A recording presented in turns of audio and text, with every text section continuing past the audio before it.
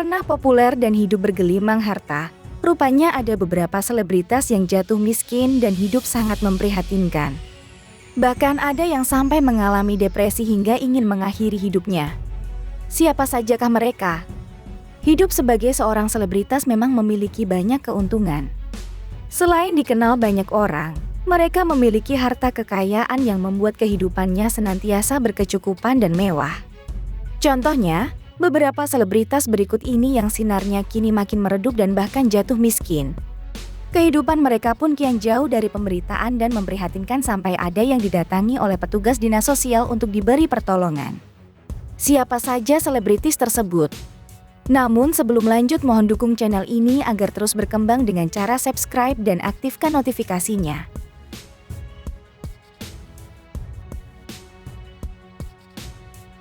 Ressa Herlambang. Penyanyi Ressa Herlambang baru-baru ini menjadi perbincangan hangat karena selama ini ia menutupi kondisi keluarganya yang mengalami kebangkrutan sejak tahun 2010. Akibat kebangkrutan tersebut, penyanyi 36 tahun ini harus menjalani kehidupan yang sebelumnya tak pernah terbayangkan. Akibat kebangkrutan itu, Ressa Herlambang dan keluarganya mengalami kerugian hingga 12 miliar rupiah dalam sekejap. Ressa Herlambang mengaku bahwa keluarganya sempat tidur di samping rel kereta. Bahkan, ia juga pernah meminjam uang ke Raffi Ahmad sebesar 5 juta rupiah dan belum sempat mengembalikannya.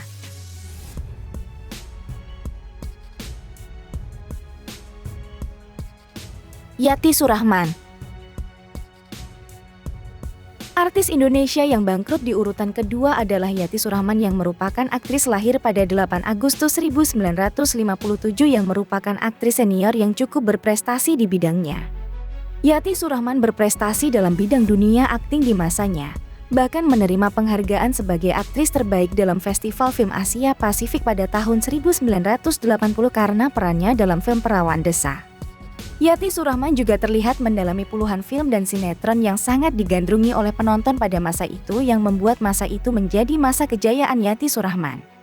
Namun sayangnya kejayaan Yati Surahman mulai meredup seiring dengan adanya aktris baru yang lebih diminati oleh generasi masa kini. Terlebih lagi, ia sempat merawat ibundanya yang sempat sakit keras namun akhirnya meninggal dunia sehingga banyak dana yang harus dikeluarkan. Ada faktor lain yang menyebabkan dia jatuh miskin yakni ketika dia pindah agama dari Islam ke Kristen sehingga dia tidak mendapatkan tawaran pekerjaan seperti dulu lagi.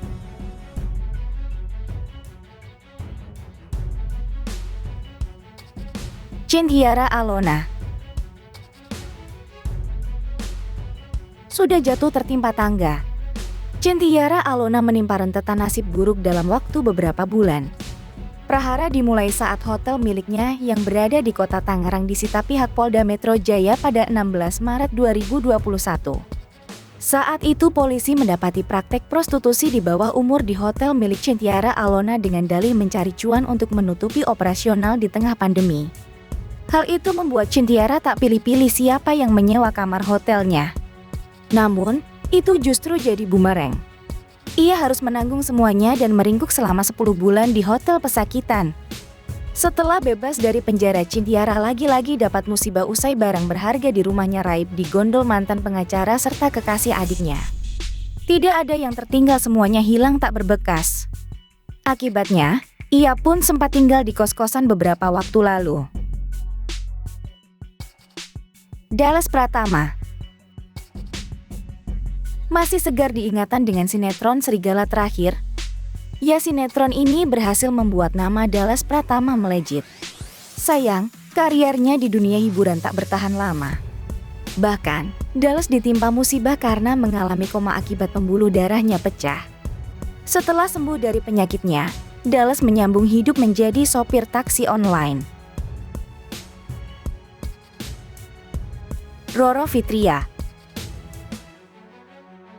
Artis satu ini memiliki ciri khas yakni sering tampil dengan busana adat yang lengkap dengan sanggul yir. Roro Fitria sempat menjadi begitu tenar di dunia hiburan Indonesia. Dia dulunya wanita yang mengaku sangat kaya raya yang mempunyai berbagai koleksi mobil mewah dan mempunyai harta fantastis lainnya. Namun, ketenaran tersebut tak bertahan lama. Roro Fitria terlibat kasus narkotika. Alhasil harus mendekam di balik jeruji besi dan merasakan hidup sangat menderita. Bahkan, harta yang dimilikinya pun berangsur berkurang karena digunakan untuk membiayai proses hukumnya. Pinkan Mambo.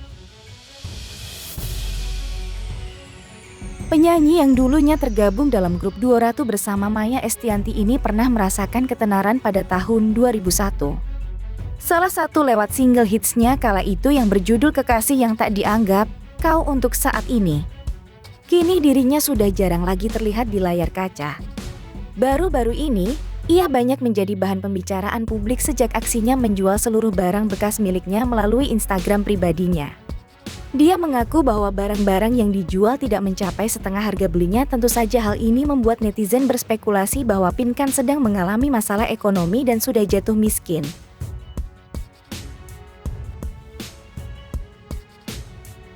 El Ibnu. Pada 2008 menjadi tahun di mana El Ibnu menancapkan kakinya di industri musik tanah air lewat grup band El Kasih yang digawanginya. Mulai lagu Pesan Dari Surga, Sekali dan terakhir hingga single paling viral Kau Tigakan Cintaku. Sedang berada di puncak kesuksesan, El Ibnu harus mengalami kenyataan pahit.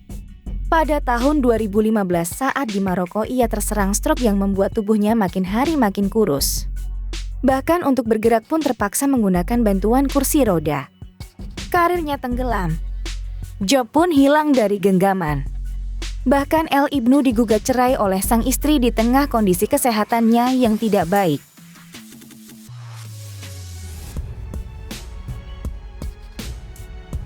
Jessica Iskandar. Jessica Iskandar alias Jedar jatuh miskin terlilit hutang 10 miliar karena telah ditipu oleh temannya. Jedar pun memiliki hutang di mana-mana. Untuk melunasi hutangnya, Jedar rela menjual aset berupa rumah hingga barang-barang brandednya.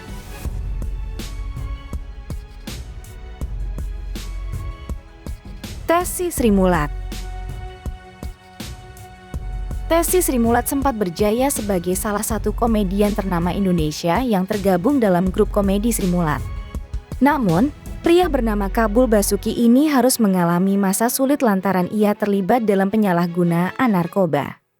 Ia bahkan sempat mengalami depresi karena tidak memiliki pekerjaan. Mandra. Mandra terkenal saat membintangi sinetron Sidul Anak Sekolahan hingga film horor Pocong Mumun.